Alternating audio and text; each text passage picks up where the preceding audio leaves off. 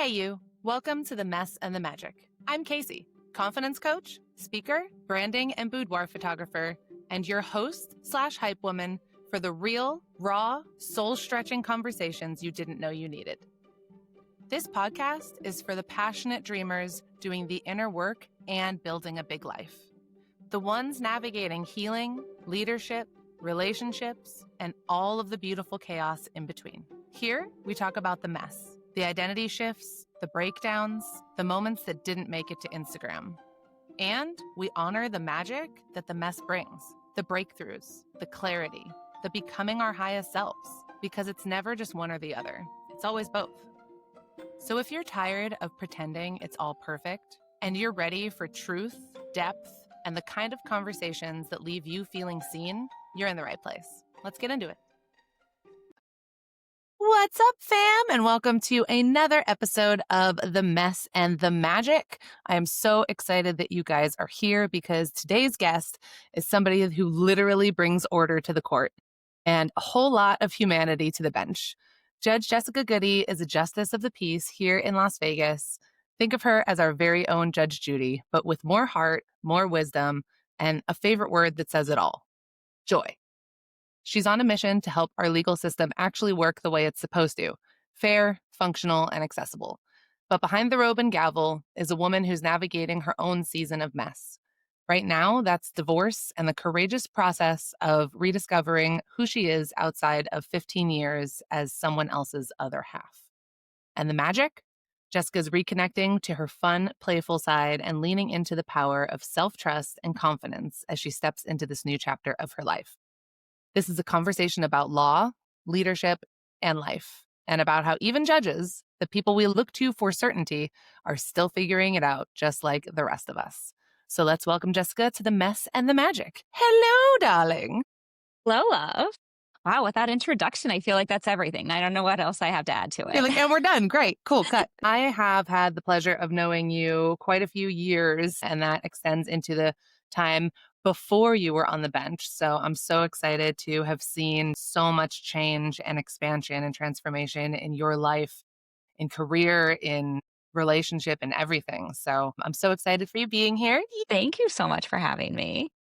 Anything I can do to support you. I love this. I love you so much. I'm so excited that we have so many women judges right now. And I got to be at that event that you spoke at with some of the other female judges.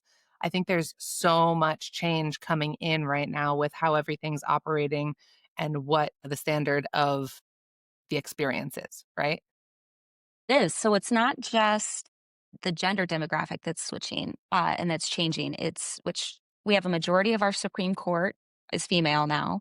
The majority of our appellate court, the majority of our Las Vegas District Court, and the majority of my court and the Muni Court. Most of the courts in Nevada are now majority women, which is incredible.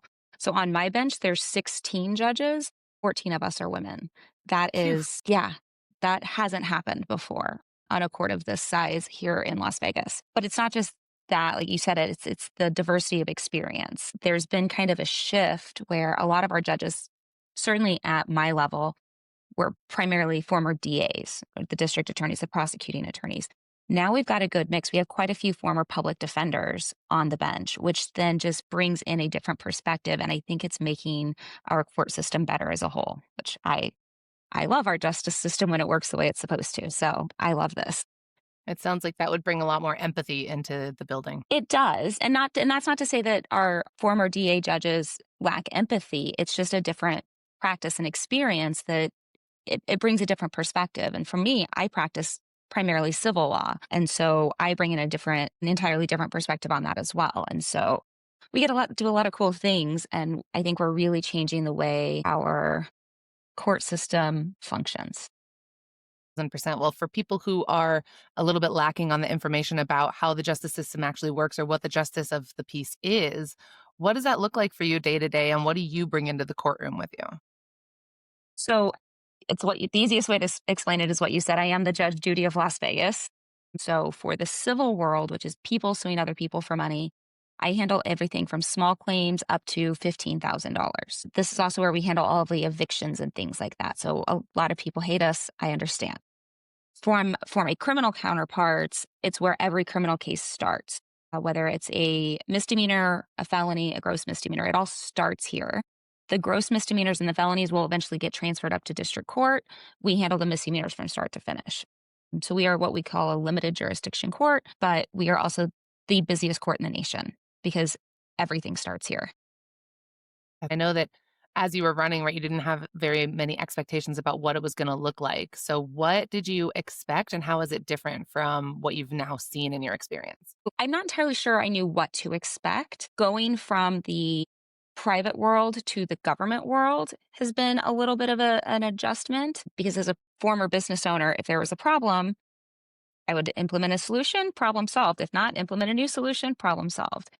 The government world doesn't work quite as efficiently as that, and that could be very frustrating for me with my business experience. I have a lot more meetings to discuss whether there's a problem and discuss the potential implementation of a solution. So that has been an adjustment. But what I love is that everybody, at least on my team and in my court, seems to really care about the system functioning well. Mm, We may have different approaches or solutions to figure out how that looks or what that means. Everybody means well.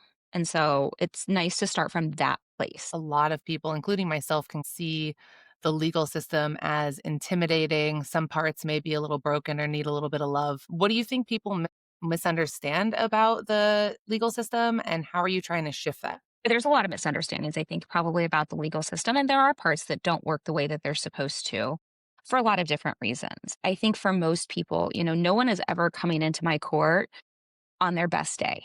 We see good people having their worst day. No one is ever like, Judge, can't wait to tell you about this great thing that happened, in my life. This is why I'm here to see you.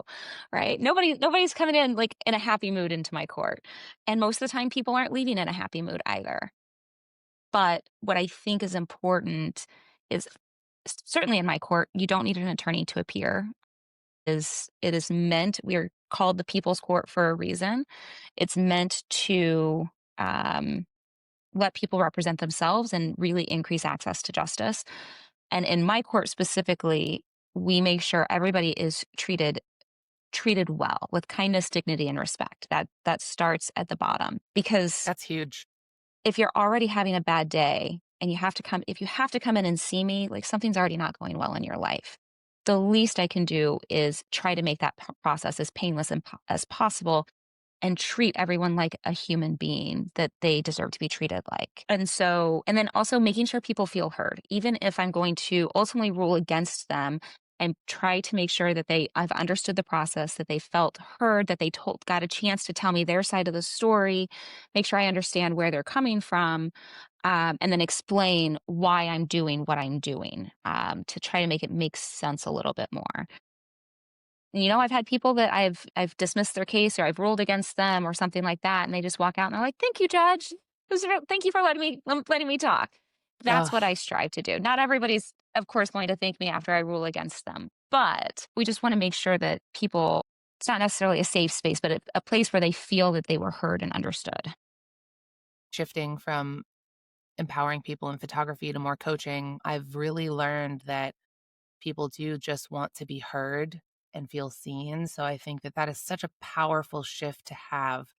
You will have a huge ripple effect that way. So that's beautiful that you're bringing that to the table and making sure that that's your priority, no matter how the ruling goes. Right? I hope so.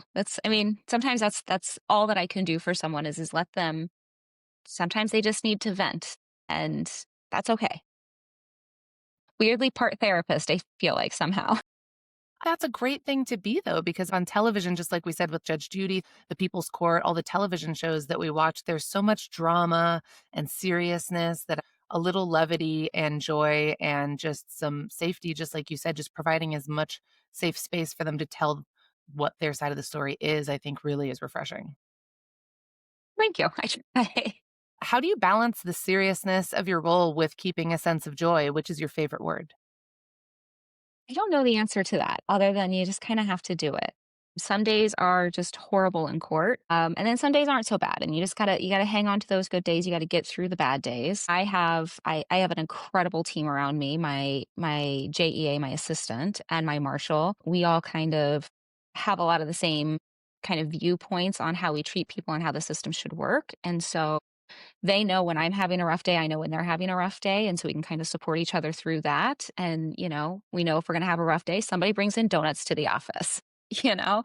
So we Oh, can start it off with a good day or on a good note, or if we see something, one of us will go over to Starbucks and make sure we're all properly caffeinated, things like that. Just the little things to try to make it through. And then you just got to not carry the bad days over. Okay. That was a shitty day. Let's not make it a shitty night and let's not make it a shitty tomorrow. Let's just keep going. is there a feeling that you have when you walk out of the building and you just leave all of that stuff there and then just transition more into your life? I would love that. Absolutely not. I carry it with me. Can you tell me how to do that, Madam Coach? That would be great. Absolutely. I think that that's a struggle for everybody no matter what their role is, right? Like all the hats that we wear, all the roles that we wear, we carry everything with us. So I don't, it's not just a you problem, I promise. No, and it's something that has always been true, I think, for me because just what I do, it's not a job and it's not just a career. People say this and it sounds really cheesy, and I get that it does, but practicing law and working in the legal system is a calling. It's not just something that I'm going to do from 9 to 5. And I don't think I would be a good judge if I did. I Mm-mm. certainly wouldn't have been a good attorney if I was just like, oh, 5 o'clock, put it aside. Let's, you know, go out and carry on about my life. There are certainly days that I do that, and sometimes my personal life has to take priority. But if I'm not carrying some of that with me, I'm not really understanding the full seriousness of what I'm doing. The decisions, both what I did as an attorney and what I do now, these decisions are affecting people's lives. I had a really difficult eviction hearing yesterday. It sits with me. I still carry it with me. I try not to let it weigh me down, but I just want to make sure that I'm giving it the full, I don't know, seriousness and thought that it deserves. Being your friend for so many years, you have such a big heart and you care so much. You really stick up for all the people that you really care about and trust and respect. And that is one thing that I've always just absolutely looked up to you for. And when you were an attorney, you were never a boring attorney. Like, I don't want to say other attorneys are boring, but when we were in our networking groups, you would always make a joke or make it lighter or make sure that everybody was happy and felt really seen and cared for. So I love that Thank you're you. bringing that into this new era of life with you.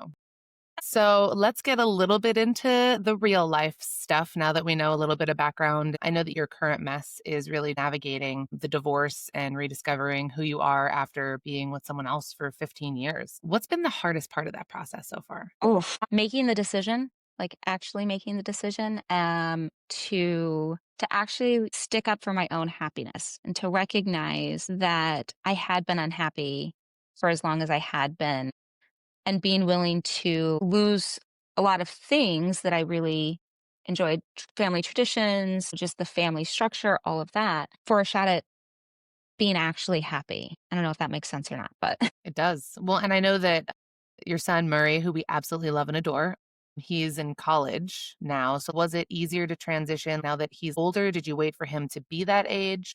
yeah, not intentionally necessarily, but I think it definitely once the kid was out of the house, it became my unhappiness and my lack of satisfaction and all of that in the marriage, I think became highlighted once you don't have the distraction of the kid around. 1000%. Yeah, so a lot of the noise kind of goes away, and I was kind of sitting there. And I'm like, "What am I doing? Why am I doing this?" Uh, and that's not a plug for like staying together for the kids or anything like that. I think for me, I did that for a long time, both consciously and subconsciously. And it worked for me. I do not regret that decision. I do not regret staying in the marriage as long as I did. I still love Tony as a person. We're just not great married together. Right. And that's okay. I mean, you guys were together for 15 years. You guys were married 15 years, right? Or were you guys together for 15? Yeah, January would have been 12 years. This past January was 12 years. And then together, probably 15 or 16. Well, I know that you said that one of the hardest parts was really pulling the trigger and deciding. Looking back, are there any signs that you now see more clearly now that you're out of the situation? Oh, all of them. Absolutely all of them. And there were a couple of big triggering events that I'd prefer not to really dive into. But, in In the 9 months or so before I decided to separate and move out of the house, there were certain like things where I was just like, this doesn't sit with me right. And this doesn't sit with me right. And then now I feel kind of so far removed from those instances. Like I can kind of look back on them a little bit more objectively and say, part of it is like me recognizing how I probably didn't handle this situation or that situation the best. And I maybe should have spoken up about some of my needs a little bit sooner, but it's just, things happen in relationships. Mhm. Well, and sometimes we're just in them and we feel some sort of fear about speaking up for what we need, whether it's coming from how we feel about it or how we feel they're gonna feel about it. It's sometimes hard to really feel it or know when you're in the situation. And I think we also learn patterns too, right? Mm, If you do speak up about your feelings and they aren't validated or you feel like you weren't heard or understood or it causes a fight, you're much less likely to do it again the next time. And if it kind of repeatedly happens, you just stop. You stop sharing those things. And that's a hard pattern to break. And so certainly as I am looking forward to other relationships and things and I'm trying to be really cognizant of that part of it to make sure I break those patterns that I know I also fell into. that's been the most powerful thing for me lately is getting really quiet with myself and listening to books or having some certain things spark an idea or a past experience and really looking at who I was being and how I was showing up and why I may have reacted certain ways, where that would have come from, all of that stuff. And it's just the constant journey of figuring out our emotions, what we need, how we need it, when we need it, and how best to communicate that feels really good to us and our partners. Yeah. And it's hard and there's no magic wand we can wave. Correct. We're always going to Right. make mistakes. We're always going to, do things that we may not be proud of, but that's the beauty of us too. I was talking to a friend yesterday who's going through something with a potential new relationship and I was she's telling me, her perspective and I'm like, "Okay, what do you want here? Do you want me to be a supportive friend or do you want me to, maybe give you some unsolicited advice and a different way to approach it?" And as we kind of talked it through and she's like, "Thank you." She's like, "You're so logical." She's telling me I'm so logical, which I am, which is problematic sometimes in relationships. But and she's so emotional and she's like, "You got me out of my emotions to see approaches from a more logical perspective." And hopefully it helps them navigate, the issue that they're going through. It made me think, I'm like, what happens if I could talk to myself more like a friend would talk to me or how I would talk to a friend? That is so powerful. I mean, sometimes we are literally our worst friend and we talk to ourselves the way that we would never talk to somebody that we cared about. Just putting it into practice. We'll see how that goes. Yeah. Hey, and it's just coming back to it and really being in the moment and having a moment to really pause and reflect before reacting so that you can respond more in a way that aligns with how you want to be, right? Hopefully. Well, you said that you've rediscovered your fun side. What does fun Jessica look like? What does she like to do? Well, you know the answer to that. She likes to dance. We've been at happy hours together. You know what? Or she's It's like, what are you doing now that you weren't then, right? I'm going out with friends a lot more. And really kind of leaning into friendships and things like that. When people have an idea, I'm just like, yeah, let's do it. Let's see what happens, whatever it is. I've now since turning 40, so I turned 40 in December. Since turning 40, I've ran two Whee! half marathons. Whoop, For sure, we're going to cheer for 40. Yeah, we are. But I run two half marathons with maybe two more scheduled before the end of the year. I've jumped out of planes twice. I jumped into the Atlantic Ocean at midnight off of a boat in Yes. Boston because I could. Yeah. So It sounds like you're saying yes a lot more. I am. And it's very intentional, but I also think I used to do that as well. And I don't think in full fairness to Tony, like that's not his fault that I stopped doing it. I think I just kind of fell into a relationship. Not fell into a relationship, but you just fall into your routine and patterns and the busyness of life and all of that. And, being a single mom starting at 20, a lot of my youth and times I would probably be doing a lot of these things, I was busy being a mom. And I'm still a mom, but he just doesn't need me every day like he used to. So yeah, I I love think I'm that. just trying to enjoy life a lot more. Well, and I love being able to enjoy life with you and seeing fun Jessica. I mean, you were always fun, even when you were with Tony. Like I said, we've been friends for a while, so I've seen both. But it really is nice to see you just kind of like let your little wild side out a little bit, which just makes me so happy because it just looks like you're really living life to the most that you possibly can in any moment. Trying to. And yeah, it's been so fun to run into you randomly before we go see shows at the Smith Center, which is great. Which is the absolute best, right? That's the best part about the small town that is Vegas. I've lived here since I was 5, and I swear almost everywhere I go, I at least see somebody that I definitely have known for over a decade. It's now to the point where it's weirder for me when I don't see somebody that I know. I Mhm. was at the Raiders game on Sunday and I was like kind of walking out where my seats were. It's like next to a curtain thing. I walk out, almost run into a fellow judge. I was like, Hey, in a stadium of 50,000 people, just run into them, right? I love that. Uh, how has this season of just like kind of like rediscovering just anything that you may have been missing or what you really want to do with life and how you want to experience it? What has that changed in the way that you show up as a judge or as a leader? Has anything changed? I don't think so as a judge because that's all kind of that's all been pretty steady. The leader part of it, I don't know. I'm still trying to figure that out. I think part of it, and I don't know whether it's just kind of the new season of life or just me being 40 and saying fuck it. Um, I'm much more likely to speak up. I'm much more likely to throw my hat in the ring, say, yeah, no, I'm ready for this next position. There's a statewide organization of judges that I've been on the board for a couple of years. There's an opportunity to move up to vice president. Nobody really asked me to, and I was like, well, and I was like, I'm interested. Consider me for that. And because I spoke up for myself, I'm now vice president, which means unless I mess it up somehow, I'm going to be president of the organization in 2 years. And then there's a nationwide organization of judges that, again, I kind of said, hey, I'd be interested in becoming more involved. And so I became the membership chair, which puts me on the executive committee. And then we were just having an executive committee meeting earlier this week. And somebody said something about, like, hey, we have these additional leadership spots that are going to be open for next year. If anybody on this call is interested in putting in for that. And I was like, yep, that's me. I'm going to do this. And I don't know. I've only been on the bench for 2.5 years. So there's always the imposter syndrome thing and feeling like, who am I? Like, am I really qualified to do this? And it's just really leaning into, I am absolutely qualified. Yep. I'm gonna put my name in for this. I can do this. And Why so it's not? really just kind of, yeah, like it's just leaning more into that and if they determine like, no, maybe it's too soon for me, I'm not ready for it. Okay, that's great. Only one way to find out though.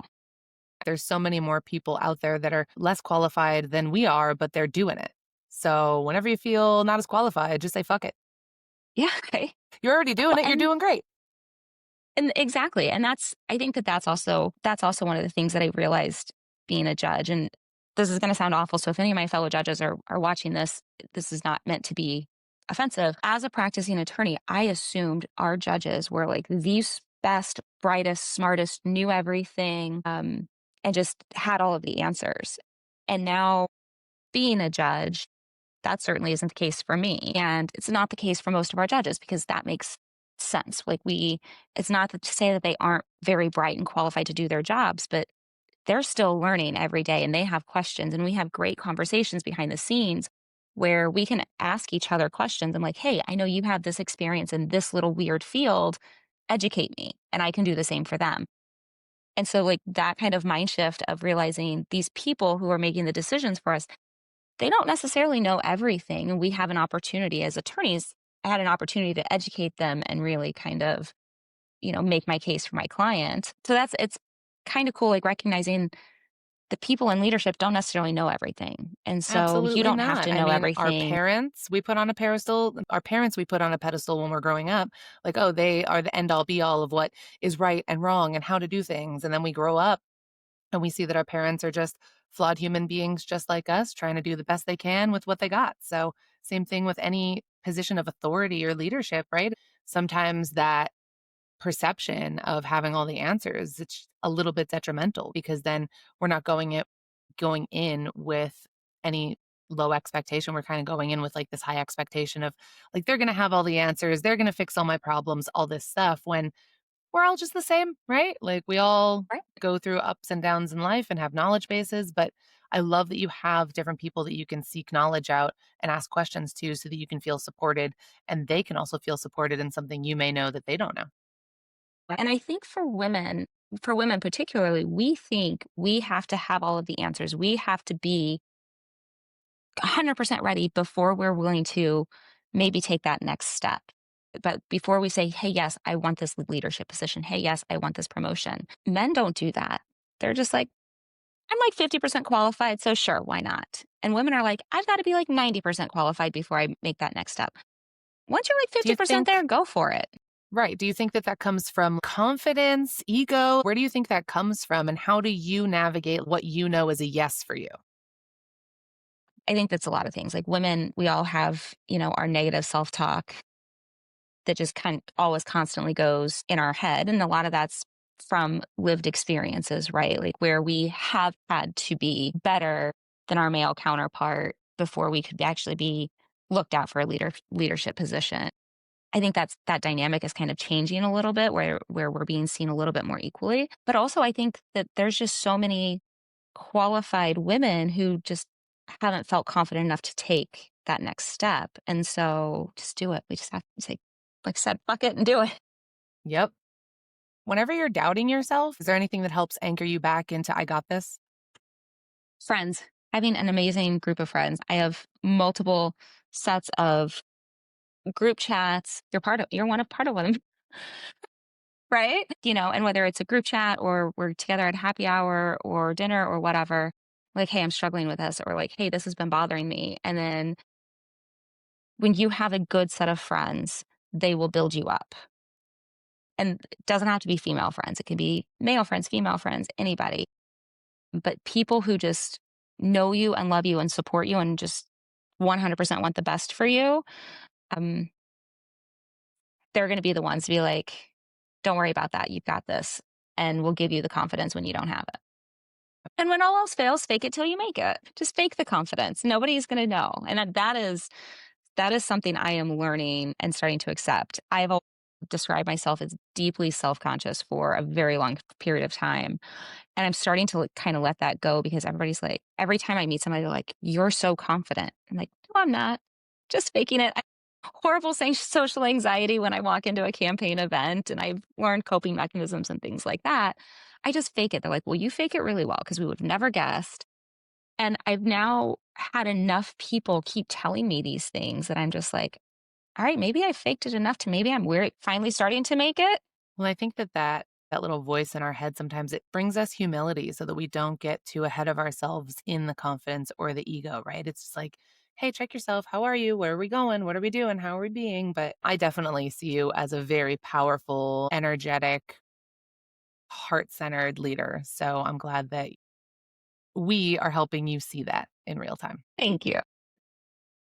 So if you could give anybody advice, say you have a friend, you were just saying that you were giving your friend advice on a new relationship that they're getting into.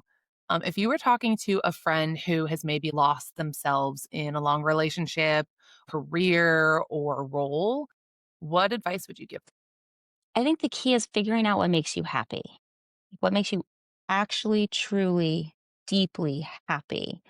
And not just on oh, ice cream makes me happy or having a glass of wine at the end of the day makes me happy, but just happiness on a deeper level. For me, I'm a Christian, and so I have found that joy and faith in Jesus. And so I can always go back to that. And that's not for everybody, but you need to find what truly makes you happy.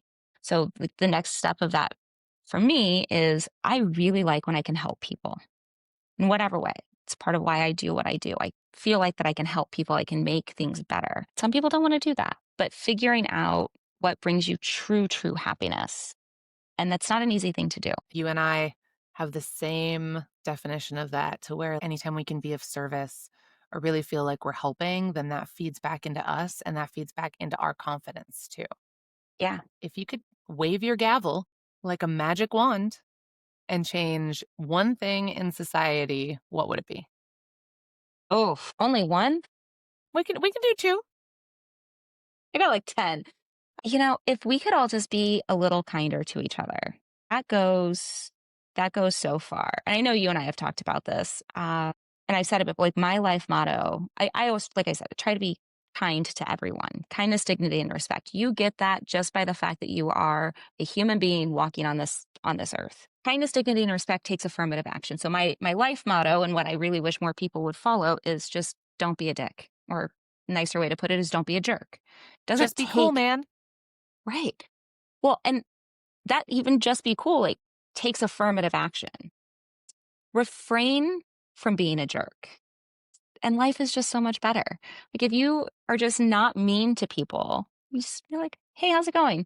Instead of, you know, I don't like you." Whatever it is. We could all just be a little bit nicer to each other, and that sounds very Pollyanna-esque, but when people are nicer to people, everybody gets a little bit happier.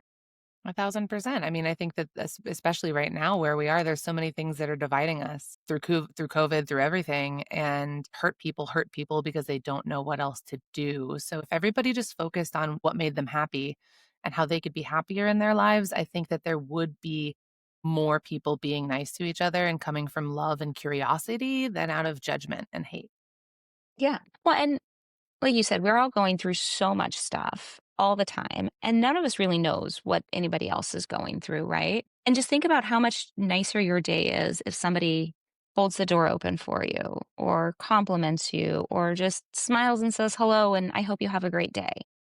It's not, you don't have to have like do these big drastic things. It's just the little, hey, how are you today? I try on my way into work every day. Anybody that I am walking past, good morning, how are you today? Have a great day. Thank them for holding the door open, whatever it is. Um, just You in never know hopes if you've that, saved someone's life that way.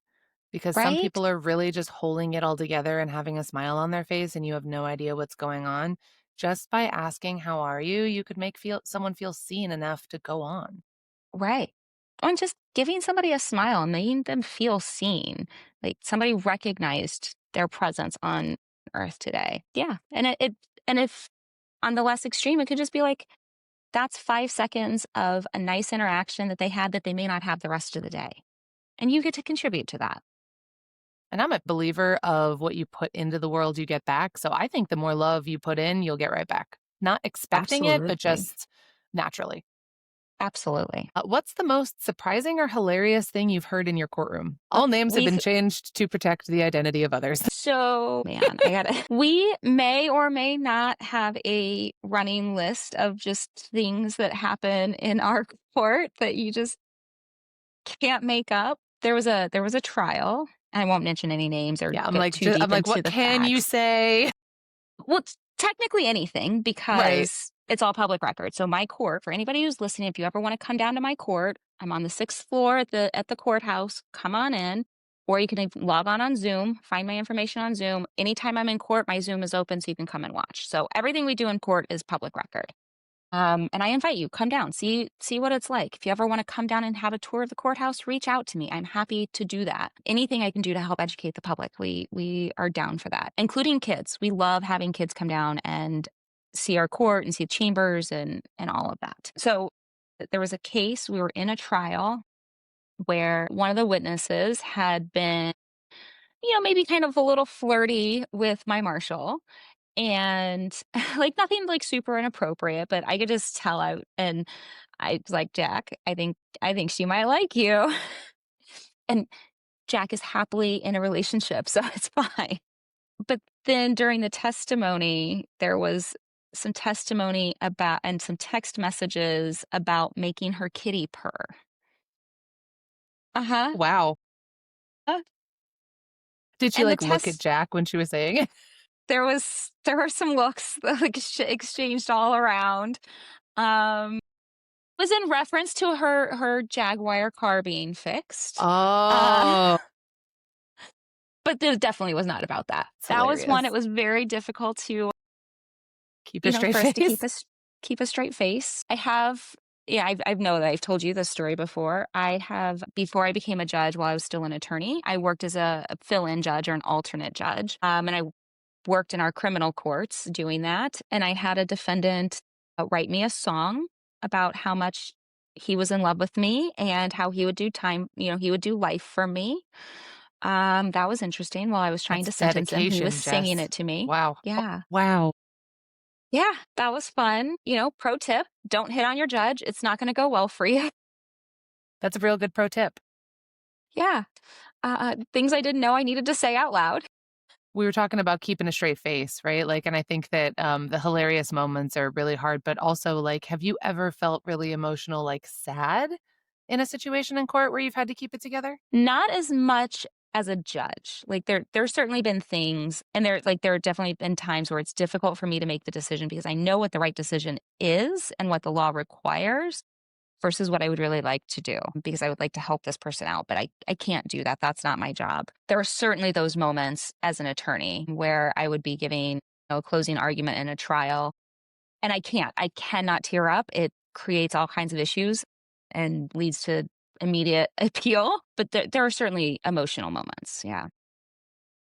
I have so much respect for your craft and what you do because I know you're a logical person, but I know you have a lot of emotions and I know that I am so emotional. So I do not think I could keep it together, girl. Just 5 stars. Great job. Well, thank you. Well, I'm not perfect. I'm sure there are times, but I also do think that it's important, like if something funny does happen, we laugh, right? It's okay. And people cry in my courtroom and I tell them that it's okay. And, we get them tissues and we take a break if we need to. And if something funny happens and I had somebody call me, they called me honey, this little older gentleman. Um, and he wasn't saying it in a negative or patronizing way. It just came out so naturally for him. And I That's just so laughed and I'm sweet. like, "That's okay." It was Oh, very, very endearing. The first time it happened, I was like, "Wait, did that just happen?" And then I needed to watch to see if it was going to go towards an inappropriate level. It didn't. My marshal ended up talking to him on a break. He's like, you really probably shouldn't call the judge honey. You can call her your honor. And so when I came back in, he profusely apologized. I'm like, "It's okay. It happens." So people aren't perfect. It doesn't need to be fully buttoned up 100% of the time. It is a very serious thing, but we're all humans and we can laugh when funny things happen. so what you're saying is I shouldn't walk into your courtroom and walk right up to your bench and be like, "Yo, what up, honey?" I mean, you can. I can. 100%. You can. But by the way, I know that you had mentioned earlier that you love when people come down and to show them around the courthouse and all that stuff. That is one of my favorite experiences that I have had is getting to be in your chambers and just getting to see how everything works, where everybody goes. I thankfully, knock on wood, have not had to be in that situation for myself, and I'm not planning on it. So it was so fun to go and walk around and see how everything works. And I actually sat in all the seats too, which was Yeah. interesting. We we do that all the time. We actually had some people from a local organization down here. And so they come up and they sit on my bench and I let it, we take pictures and all of that kind of good stuff. You can see my chambers, things Career like day. that. Yeah. Because I think it's important to be in a courtroom or see a courtroom before you have to be in one for a negative Definitely. experience. I think that it just kind of calms the nervous system.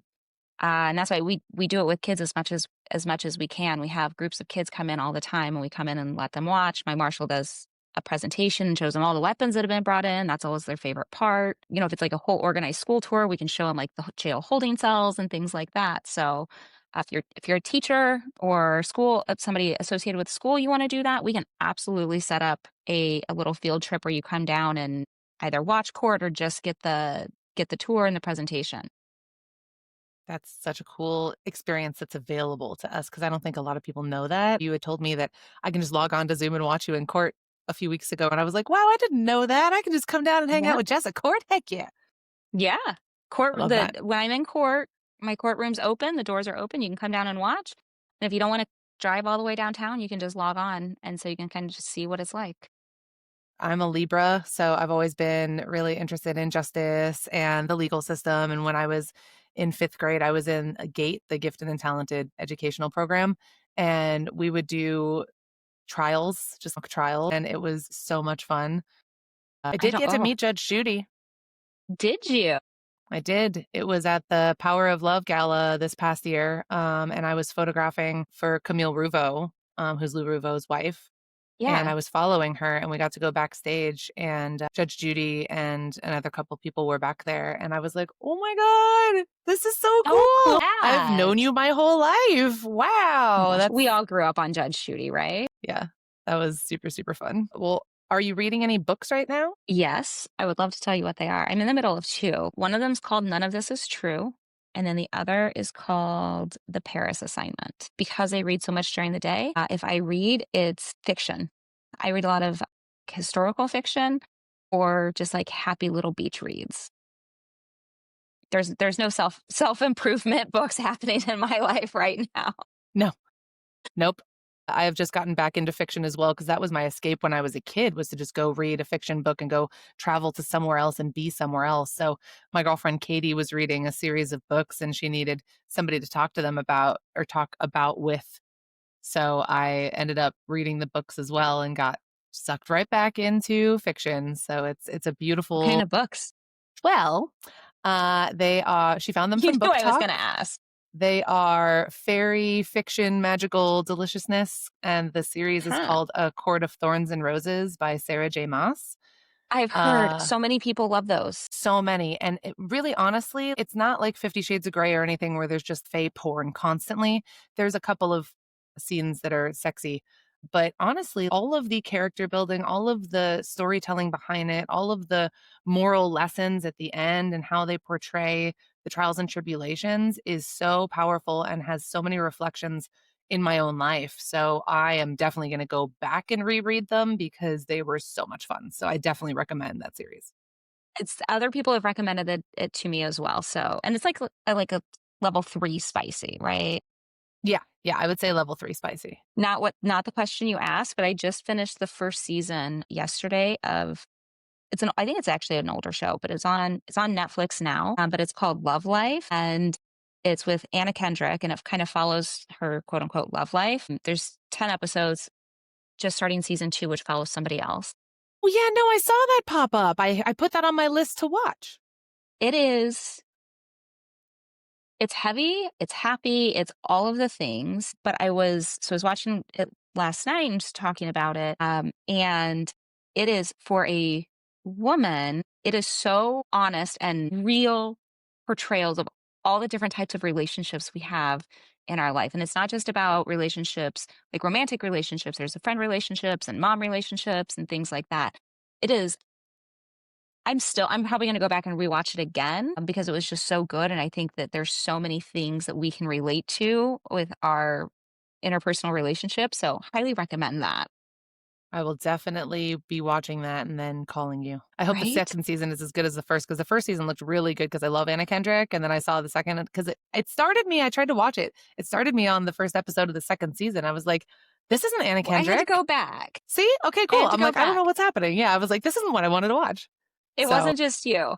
And so it's interesting, so I was having a conversation, with male friend about it, and I was like, "This like, every woman has had this, like, different variations of these friendships, and it's such a real portrayal of it. It's not just like Hollywood fake stuff." And he was saying, he's like, "Well, as a guy, it's a little bit harder to relate to, because those it I see it from the woman's perspective, but from a guy's perspective, it thought it was a great show. It just didn't connect quite as much." And then season 2 is from it follows a guy's life and relationships. And so I'm now interested to watch that and see if he can connect more with that than the first season and how that's all gonna work, but the well, the first season was dynamics are so incredible. interesting between sexes. That'll be really interesting. Yeah, it was so good. Well, I definitely want to honor your time. I know you have a lot of very important things to do. But is there anything to wrap up this amazing conversation? Number one, thank you for being so vulnerable and allowing us into not only your personal life, but also the life behind the bench. Is there anything else that you would love to relate to our watchers or anything that you'd make sure you want to make sure that you don't forget? Just find your people and know that you're loved. Somebody loves you, and I think that's true of every person. Every single person. You are seen, you are valuable, you are worthy, and you are beautiful and you have everything that you need inside your body to succeed. And if you don't feel loved, we want you to know that even though we don't love you, we are sending you love. Absolutely. Oh, Thank I you love you guys so much. so much for joining us. Thank you, Jess, for joining us. I'm so excited to have you in my life and on the show. And we will catch y'all next week on the next episode of the Mess and the Magic podcast.